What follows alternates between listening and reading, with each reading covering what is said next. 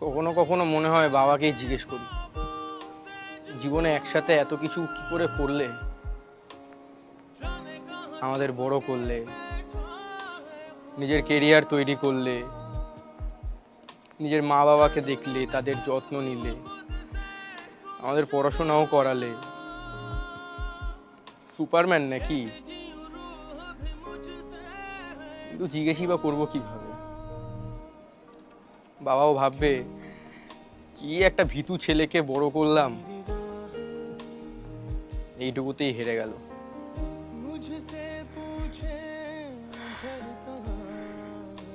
আমি কি শুধু পরিশ্রমই করে যাব সারা জীবন? মাঝে মাঝে খুব কষ্ট হয়, খুব ভয় লাগে।